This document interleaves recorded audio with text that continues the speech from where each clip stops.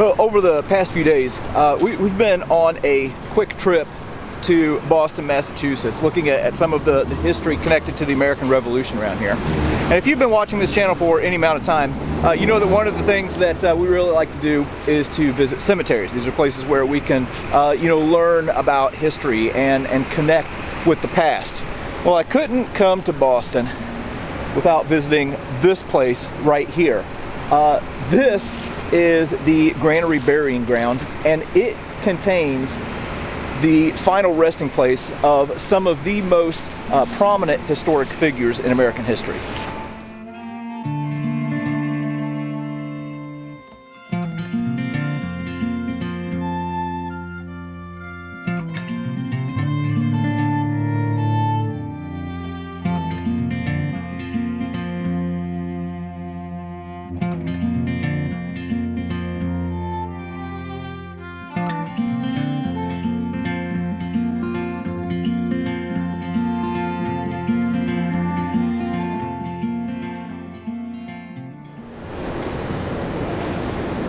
Now, if you want to talk about an old cemetery, this is an old cemetery. The Granary Burying Ground was established in 1660, and it gets its name because there was a small building close by that used to store grain here. But there are, if you look, about 2,345 headstones in here. Most of them are slate, and I've already looked at a few, and boy, they are kind of hard to read, so we might be struggling a bit today. But even though there are 2,345 headstones here, it's estimated that there are actually about 5,000 people who are buried in this small site, which is absolutely mind-blowing to me. So anyway, a lot of prominent Bostonians here, prominent Americans, so we're going to take a look and see what we can find here in this small but crowded cemetery.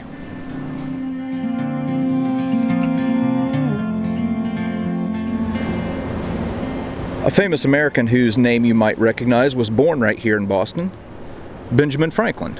But this is not the grave of Benjamin Franklin. He actually moved away from Boston when he was 16 years old. I think he had worked in his brother's printing business, and they weren't getting along too well, so he moved to Philadelphia and pretty much lived the rest of his life out there. But this is the grave of Benjamin Franklin's parents. So this 25-foot obelisk marks the spot where they are buried here in this cemetery. And there's this plaque up here with words that were written by Benjamin Franklin to honor his mother and father, Josiah Franklin and Abiah. Anyway, I won't read the whole thing, but it talks about how they were married for 55 years and lived a humble life, had 13 children and 7 grandchildren, and it ends saying he was a pious and prudent man, and she a discreet and virtuous woman. And then the original marker, I think, was falling into disrepair, so it was replaced with this one here.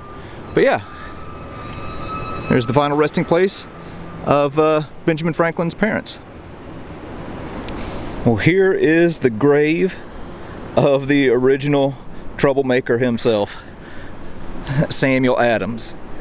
If it weren't for this guy, it's questionable whether we would have a country or not, or maybe we would, but he was certainly instrumental in bringing it about. So something that people may not know, he was actually a second cousin to President John Adams, and was very instrumental in protesting against the British and protesting taxes, things like that. He'd actually served as a tax collector for a little bit, but was really bad at his job because he didn't collect taxes. But anyway, he went on to serve in the Continental Congress and was a signer of the Declaration of Independence. And there's a quote that he has at the Continental Congress in Philadelphia in 1776 that I love. He says, "If ye love wealth greater than liberty, the tranquility of servitude greater than the animating contest for freedom, go home from us in peace. We seek not your counsel, nor your arms. Crouch down and lick the hand that feeds you. May your chains set lightly about you, and may posterity forget that ye were our countrymen. So old Sam Adams, he was something else, and is buried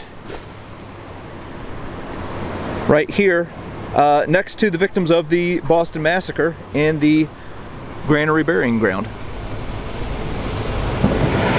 In an earlier episode, we were showing the site where the Boston Massacre took place. Well, right here is the final resting place of the 5 men who were killed in the Boston Massacre. So here it says the remains of Samuel Gray, Samuel Maverick, James Caldwell, Crispus Attucks, and Patrick Carr, victims of the Boston Massacre, March 5th, 1770, were here interred by the order of the town of Boston.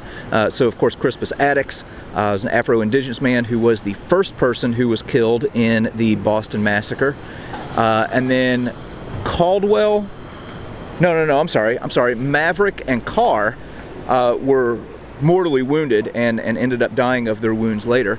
And here, if you look, it also says, here also lies buried the body of Christopher Snyder, aged 12 years, killed February 12, 1770. The innocent first victim of the struggles between the colonists and the crown, which resulted in independence. Huh. Interesting. Well, there you are. Those are the final resting places. This is the final resting place of the victims of the Boston Massacre.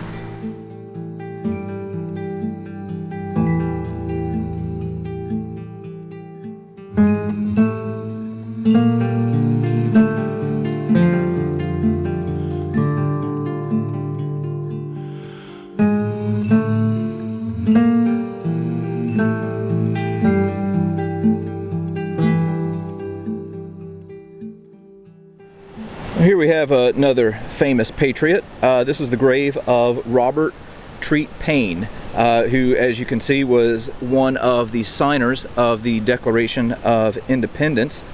He was a native of Boston, had graduated Harvard, and was originally in the ministry, and I think was a chaplain in the French and Indian War, if I remember correctly, and then ended up studying law. In a previous episode, we talked about the Boston Massacre. Well, Payne was the lawyer who served on the prosecution for the soldiers who were involved in the Boston Massacre. And in addition to signing the Declaration of Independence, he was also a member of the Second Continental Congress. And yeah, he's buried right here. Well, here in Boston, there was a resident by the name of Isaac Goose. And the gravestone that we are looking at right now, it's hard to read, but it says, here lies the body of Mary Goose, wife to Isaac Goose. So Mary Goose was the first wife of Isaac. She had 10 kids, and then Isaac remarried a woman named Elizabeth, and she had 10 kids. And now this story may or may not be true, but it's thought that the inspiration for Mother Goose came from Elizabeth Goose, who raised 20 kids. Her son-in-law was a guy by the name of Thomas Fleet. As a matter of fact, here's his headstone right here. He was a local publisher and printer. And anyway, he had published a book of stories titled Songs for the Nursery or Mother Goose's Melodies. Now, like I said, this may or may not be true.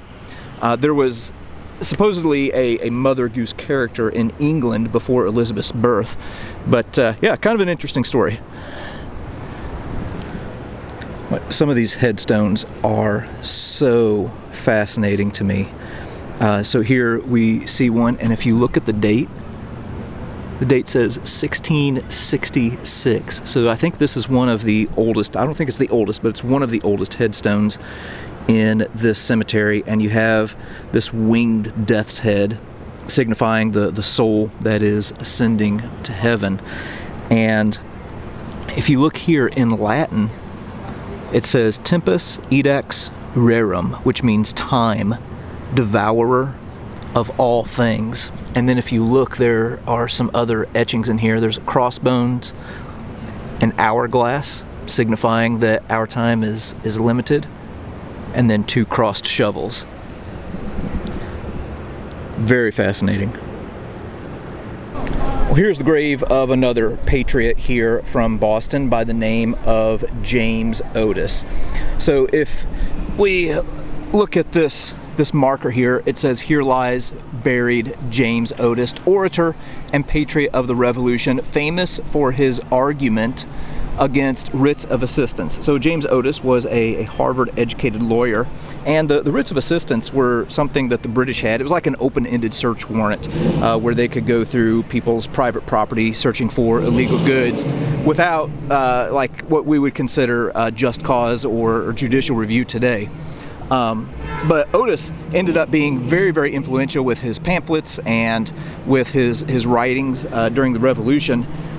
He kind of started suffering from some mental illness. There was one incident where he went and broke out all of the windows of the old State House, and there was a fight that occurred at a place called the British Coffee House that he was severely injured in and never really recovered from. Something interesting about Otis, he had always predicted that he would die by being lightning struck, and I'll be dadgum if that didn't happen to him in May of 1783.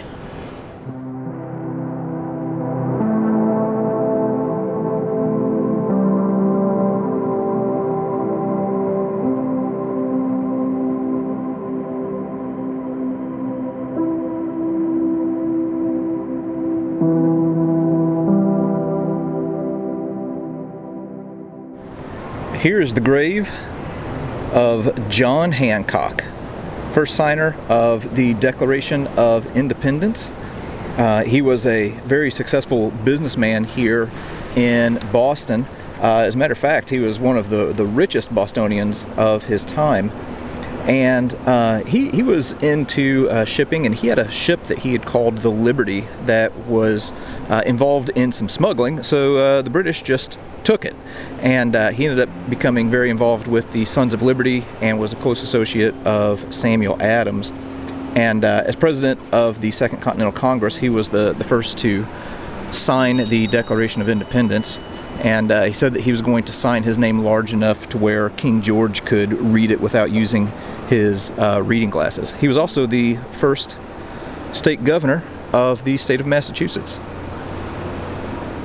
So here's something else that I wanted to point out. In front of John Hancock's grave is the grave of an individual named Frank, servant to John Hancock.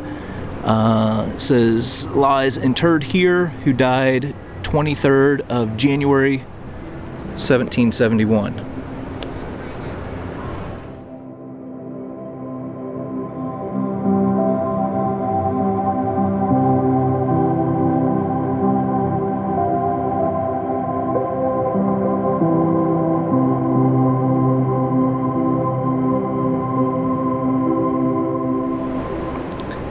Well, I think we're going to end our visit here with arguably the most well-known figure in this cemetery, Paul Revere.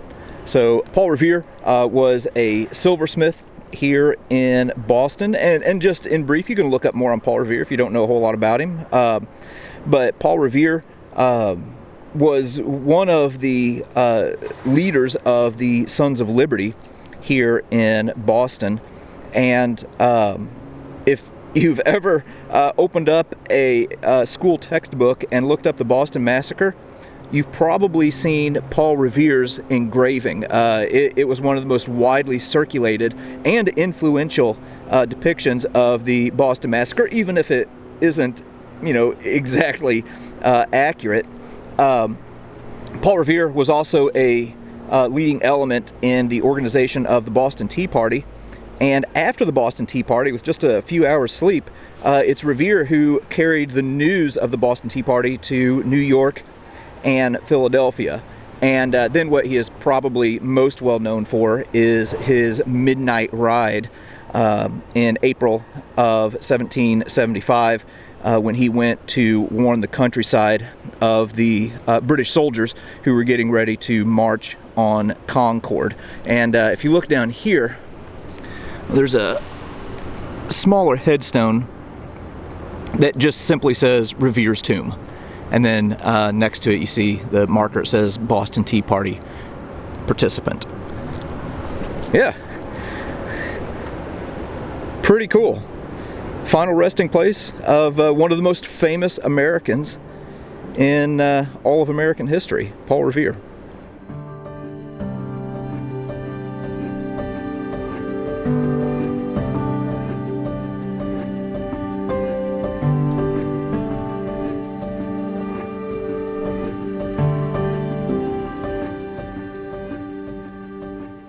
All right, well, there you go.